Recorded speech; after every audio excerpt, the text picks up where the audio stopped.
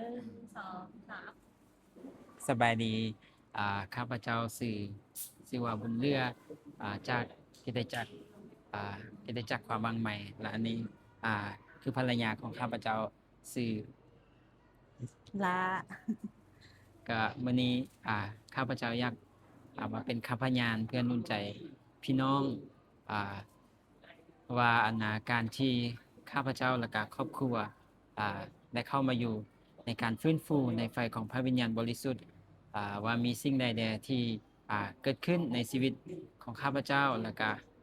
กับครอบครัวก็ตอนที่แรกข้าพเจ้าก็เป็นเป็นคริสเตียนที่บ่ได้อยู่ในการฟื้นฟูในไฟของพระวิญญาณบริสุทธิ์แต่อ่าในชีวิตเมื่อก่อนก็คือมีปัญหาในชีวิตเป็นคนที่ดำเนินชีวิตที่บ่ถูกต้องดำเนินชีวิตที่ยังอยู่ในความบาปแต่เมื่อหลังจากที่ข้าพเจ้าได้มาพบไฟของพระเจ้าแล้วก็ได้มาอยู่ในการฟื้นฟูในไฟของพระวิญญาณบริสุทธิ์เฮ็ดให้ชีวิตของข้าพเจ้ามีการเปลี่ยนแปลงแล้วก็บ่เพียงแต่ชีวิตของข้าพเจ้าแล้วก็ทั้งชีวิตในครอบครัวของข้าพเจ้าเมื่ออ่าข้าพเจ้าเริ่มพบไฟของพระเจ้าในปี2021แล้วก็ข้าพเจ้าก็ได้แต่งงานกับอาจารย์ลาแล้วก็อ่าในเวลานั้นก็คือเราทั้งสองคนบ่ได้มีอ่าเงินบ่ได้มีฐานะบ่ได้มีสิ่งที่จะมาซัปพอร์ตในชีวิตแล้วก็มีสิ่งหนึ่งที่เราสองคนแต่งงานกันมาก็คืออ่า มีแต่ความรักแล้วก็มีพระเจ้าในชีวิตแต่เมื่อเข้ามาอยู่ในไฟของพระวิญญาณบริสุทธิ์แล้วก็สิ่งที่ข้าพเจ้าเคยคิดว่าเมื่อมาอยู่ในไฟแล้วในชีวิตจะมีแต่ความสะดวกสบายจะมีแต่อ่าความเจริญแต่ว่าเมื่อเข้ามาอยู่ในไฟของพระเจ้าแล้วรู้สึกว่าเมื่อเข้ามาอยู่ทำอิฐแล้วก็เฮ็ดให้ชีวิตได้พบกับปัญหาหลายอย่างในชีวิตแล้วก็ อ่าในที่แรกนะข้าพเจ้าเฮ็ดเวียกแล้วก็ได้เงินเดือนเนาะบ่พอที่จะเลี้ยงครอบครัวแล้วก็สิ่งนั้นก็คือปัญหาในชีวิตแล้วก็เมื่อเริ่มเปิดคริสตจักรครั้งแรกก็คือ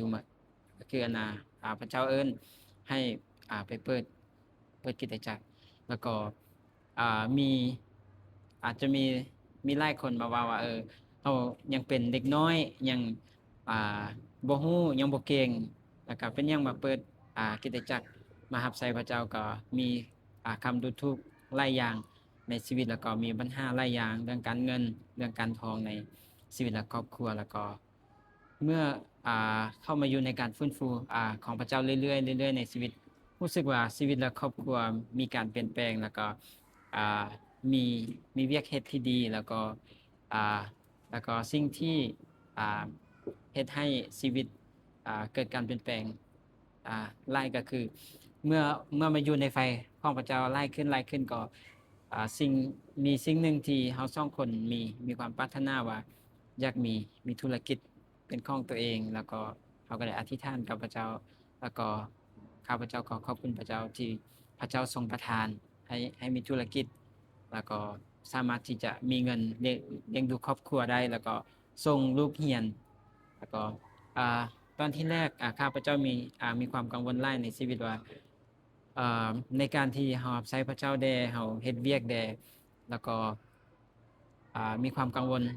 เรื่องส่งลูกเรียนในอนาคตว่าอ่าอยากให้เขาได้เข้าโรงเรียนที่ดีแล้วก็เข้าโรงเรียนที่เขาสามารถมีอนาคตที่ดีได้แล้วก็เราสองคนก็อธิษฐานกับพระเจ้าว่า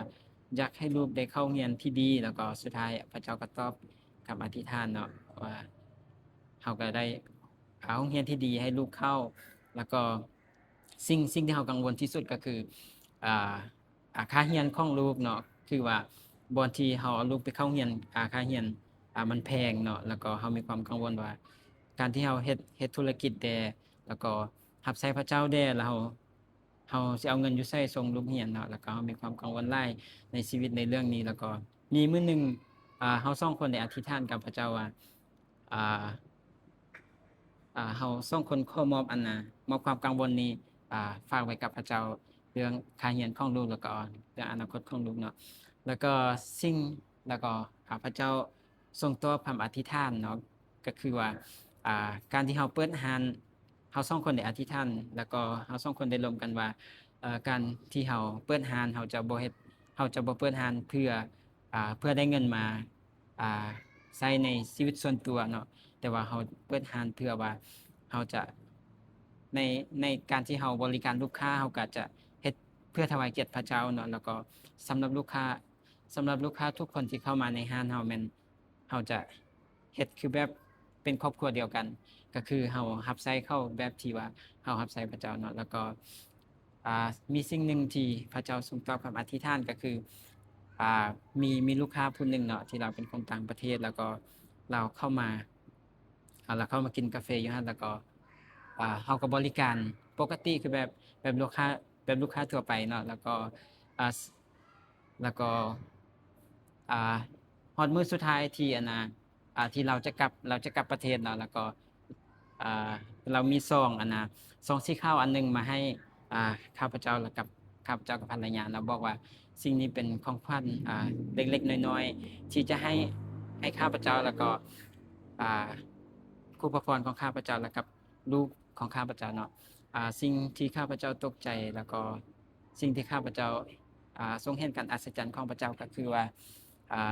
อยู่ในซองนั้นจะมีอ่ามีมีมีจดหมายเนาะที่เราเขียนบอกว่าอ่าอยู่ในซองนั้นจะเป็นเงินที่เราให้เป็นค่าเทอมของลูกชายเนาะที่ว่าเรามีความกังว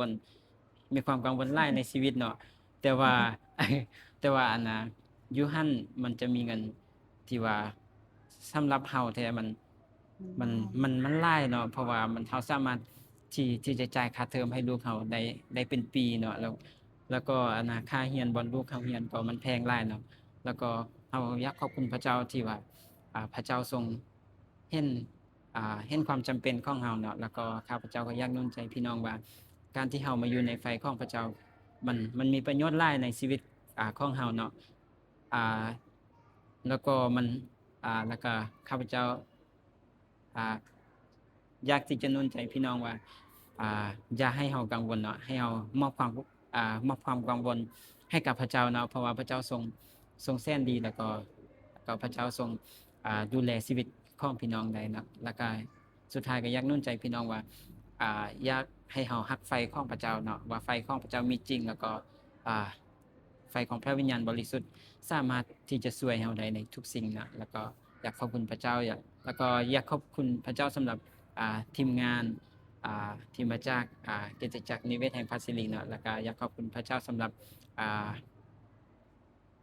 อาจารย์หมอวรุณแล้วก็อาจารย์ดาเนาะแล้วก็อยากขอบคุณพระเจ้าสำหรับคำสอนที่มาจากคริสตจักรนิเวศเนาะที่มานุ่นใจแล้วก็เปลี่ยนแปลงชีวิตของข้าพเจ้าแล้วก็ภรรยาแล้วก็ครอบครัวแล้วก็พี่น้องในคริสตจักรเนาะครับขอบคุณพระเจ้าขอพระเจ้าอวยพร สวัสดีข้าพเจ้าชื่อล่าเนาะเป็นภรรยาของอาจารย์บุญเรือนเนาะพวกเรามาจากคริสตจักรพระเมืองใหม่เนาะอยู่ประเทศลาวเนาะสำหรับข้าพเจ้าอยากมาเป็นคำพยานอ่า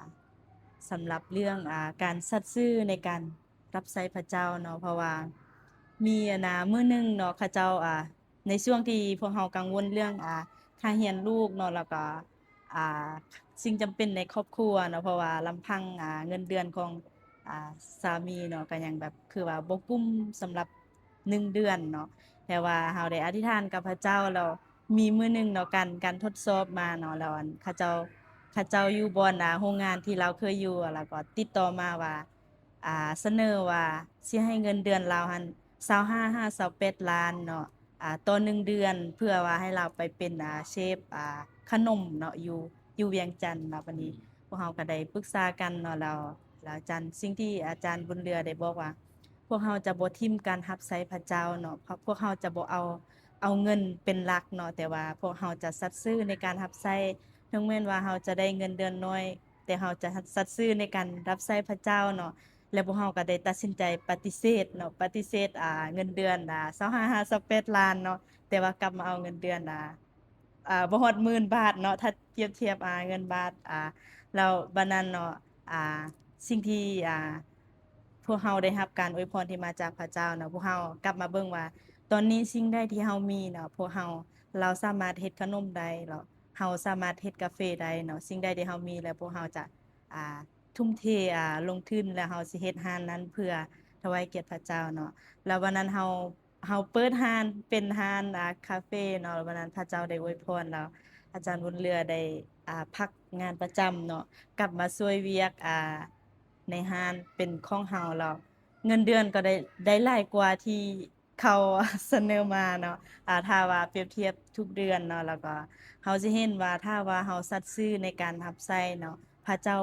บ่ทิ่มเราเนาะแล้วก็อยากหนุนใจว่าการรับใช้ของเรานั้นบางที่มันอาจจะบ่บ่บ่แม่นว่าเราต้องมีเงินหลายเนาะจังรับใช้ได้เนาะแต่ว่าเราต้องสัตย์ซื่อในการรับใช้ไปก่อนแล้วพระเจ้าจะอวยพรเราแล้วสิ่งที่เราได้เนาะเราได้เรียนรู้คือว่าอ่าเรียนรู้แท้ๆแล้วแม่นคำสอนของอาจารย์หมอเนาะอาจารย์หมอที่เราได้สอนมาว่าการรับใช้พระเจ้านี่บ่เพียงแต่ว่าเรามาพบไฟแล้วมันจบเนาะแต่ว่าการที่เรามาพบไฟของพระเจ้าแล้วการรับใช้มันก็สำคัญที่เราจะสัตย์ซื่อในสิ่งเล็กๆน้อยๆเนาะเราอาจจะคิดว่ามันบ่สำคัญแต่ว่าสิ่งที่พระเจ้ามอบให้นั้นมันพิเศษเนาะแล้วก็เราได้สัตย์ซื่อในการรับใช้พระเจ้าเนาะแล้วก็เราก็เห็นว่าพระเจ้าได้อวยพรเราแล้วพระเจ้าก็ยังได้อวยพรพี่น้องภายในคริสตจักรของพวกเราเองเนาะแล้วก็เฮ็ดให้เราแบบอยู่รับใช้พระเจ้าด้วยสันติสุขที่มาจากพระเจ้าเนาะแล้วก็อยากจะขอบใจสำหรับคำสอนอาจารย์มอแล้วก็อาจารย์ดาแล้วก็พาสเตอร์โนตเนาะพวกเราได้ฟังคำสอนแล้วได้รับแล้วพวกเราปฏิบัติแล้วก็เกิดผลเนาะในการรับใช้พระเจ้าขอบใจ